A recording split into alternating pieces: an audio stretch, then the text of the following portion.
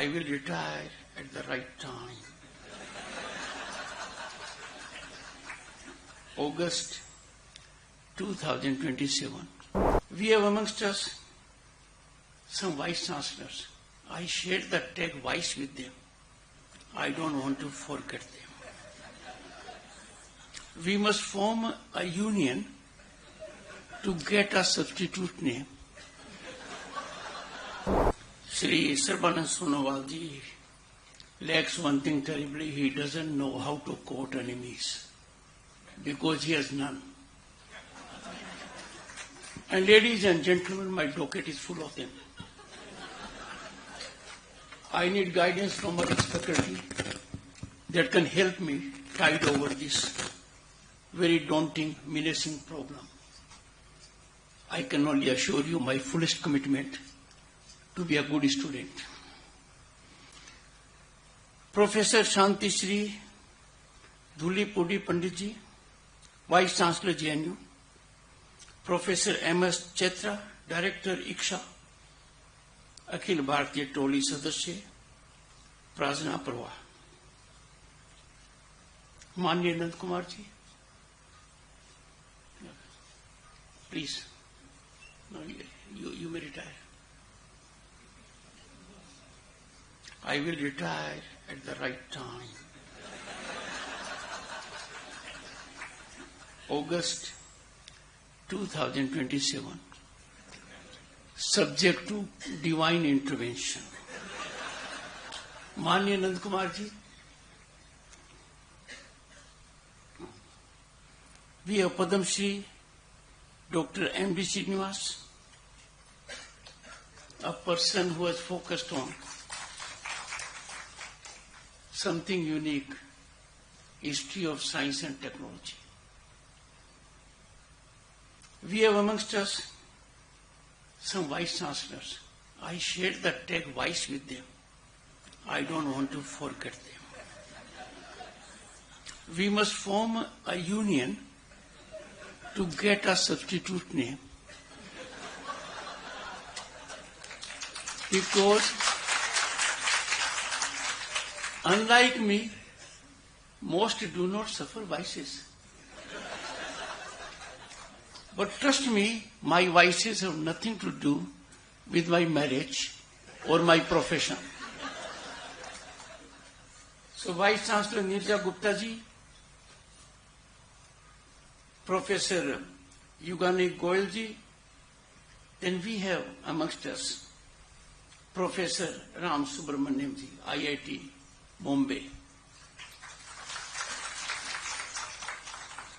And of course Manoj Shinde ji, Patron ICSA. आज बहुत शुभ दिन है, दो कारण से। आज का आयोजन गुरु पूर्णिमा पर है। सभी को हार्दिक शुभकामनाएं। It is a facet of Indian knowledge system. मैं सभी मेरे गुरुजनों को प्रणाम करता हूं। मेरे माता पिता, मेरे दादा दादी, मेरे नाना नानी, मेरे गुरुजन समक्ष थे, सभी को प्रणाम। We have in the audience people who qualify to the status of Gurujan.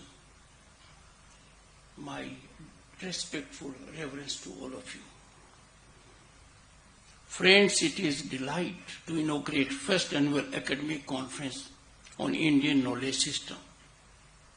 It has not come a day too soon. My warmest compliments to the JNU and ICSA for pioneering this initiative, much needed initiative and contemporaneously highly relevant.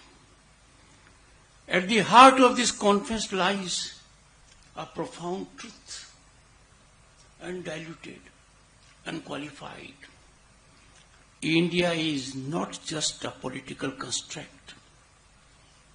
It is much beyond.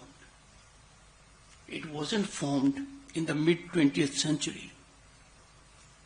It's a civilizational continent, a flowing river of consciousness, inquiry, and learning that has endured, as was reflected by Sri Sonowalji, across millennia.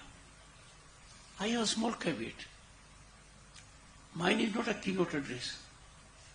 Sonowalji imparted a keynote address.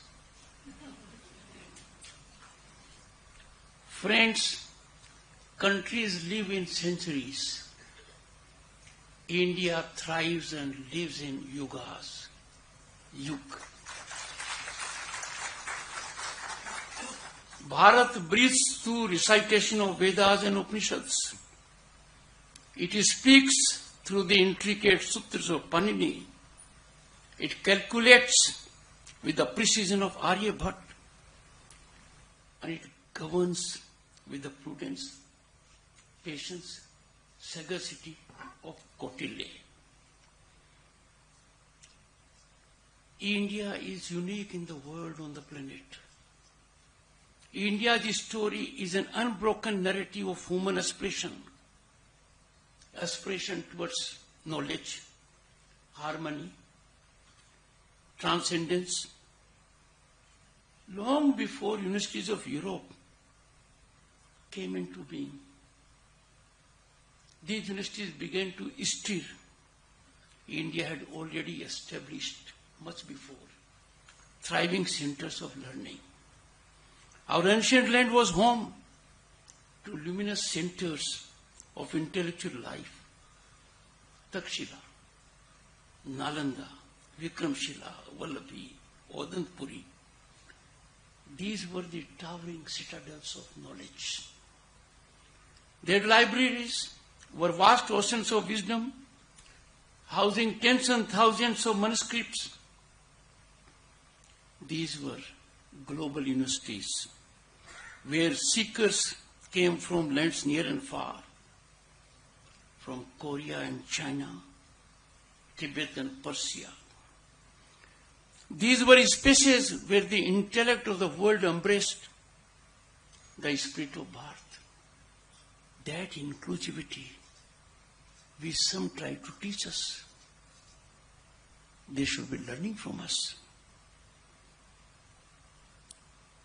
India did not just teach.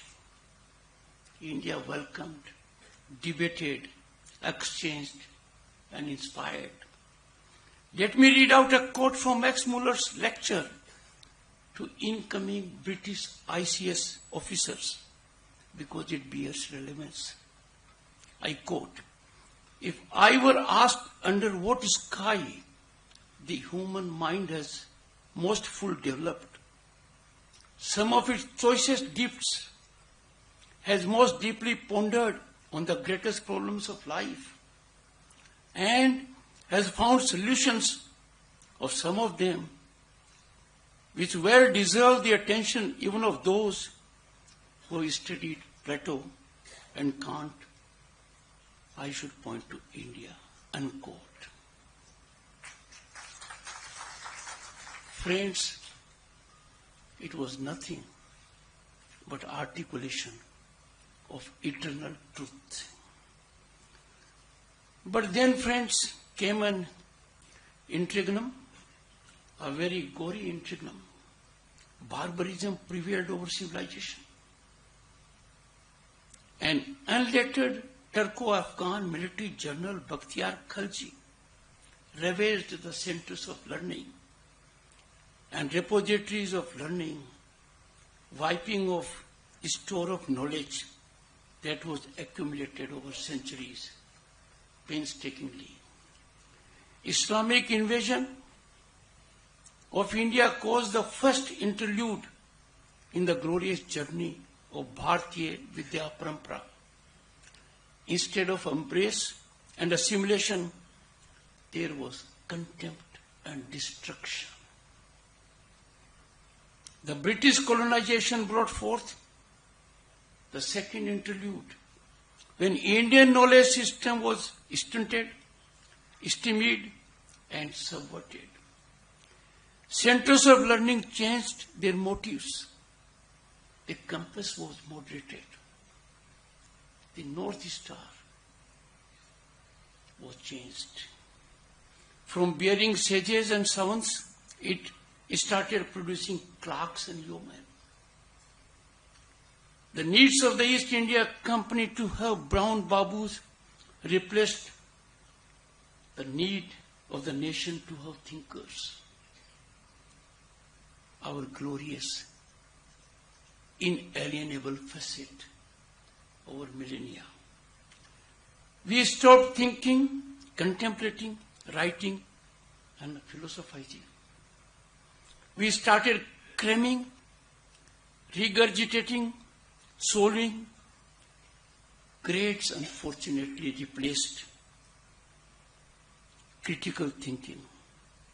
The great Bharatiya Vidya Parampara and its allied institutions were systematically drained, destructed, and decimated. Resultantly, we became consumers of a knowledge system whose authors neither belonged to Bharat, nor understood its spirit, nor at their heart was our concern. A new layer of civilizational narrative seeped in colonial prejudices, and this was imposed upon us recklessly, ruthlessly, and unfortunately it permeated. Their purpose was not discovery, it was domination. Their scholarship was not born of reverence, but of condescension. Through that distorted lens, India's profound philosophies were reduced to superstition. What a travesty! What unbearable pain! Western constructs were paraded as universal truths. To put it more bluntly, untruth was camouflaged as truth. While indigenous insights were dismissed as relics of primitive past, this was not an error of interpretation. It was an architecture of erasure, destruction, decimation. And what is more tragic, this selective remembrance continued even after independence. What should have been our fundamental priority was not even on the radar. How can you be not cognizant of your core values? Instead of healing, we inherited the very vices we fought to overthrow. We adopted their practices. Marxist perversion replaced colonial distortion. And friends, even today, the shadows of those colonial misreadings continue to shape textbooks, curricula, and minds. They continue to demand respect. There are narratives in their favor. A matter of deep reflection and of worrisome concern. But friends, today's gathering is far more than sentimental gaze backward or a nostalgic remembrance of our golden age. It is game-changing. The step taken here during 3 days will go a long way. This conference, I believe strongly, stands as a serious academic endeavor to correct a historical wrong, aberrations that are painful for us, aberrations that urge us to question, investigate, critique, and rediscover. Now is the time to cast off the chains of borrowed narratives, inherited distortions. It is time to reclaim our intellectual sovereignty.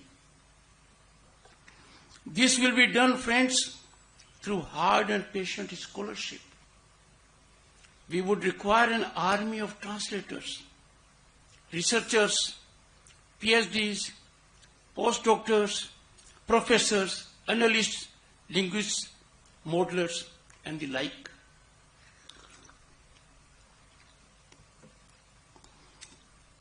There is growing need, an urgent need, to bridge what is often seen as a divide between tradition and modernity. It doesn't exist. This divide is artificial and intellectually lazy. The wisdom of the past does not obstruct innovation, rather it inspires it. The metaphysical can speak to the material. Spiritual insight can coexist with scientific precision. But then you have to know what is spiritual insight. The Rig Veda hymns to the cosmos can find new relevance in the age of astrophysics. The Charak Samhita can be read alongside global debates on public health ethics. As we navigate a fractured world, we are stunned by global conflagrations. So we are faced with a fractured world, knowledge systems that have long reflected on the interplay between mind and matter, the individual and the cosmos. Duty and consequence become relevant and vital to shaping thoughtful, enduring responses. This can emanate only from this land for the benefit of the global community. India must not merely import global narratives. We do it thinking they are full of worth. It must contribute to shaping them. And that can only happen when we build an ecosystem that values and rigorously studies our own traditions. And for this, friends, we need universities like JNU to take the lead. Ma'am, congratulations. You must be laboratories of this great intellectual reinvigoration and ideation. You must create spaces where historians work alongside coders, Sanskritists alongside biologists, ethicists alongside engineers. This conference is a crucial step to building that ecosystem. Let us therefore turn our attention to tangible action, because that is need of the hour. The creation of digitized repositories of classical Indian texts is an urgent priority, covering all classical languages such as Sanskrit, Tamil, Pali, and Prakrit, to name just few. These repositories should be made widely accessible, enabling scholars in India and researchers around the world to engage meaningfully with these sources.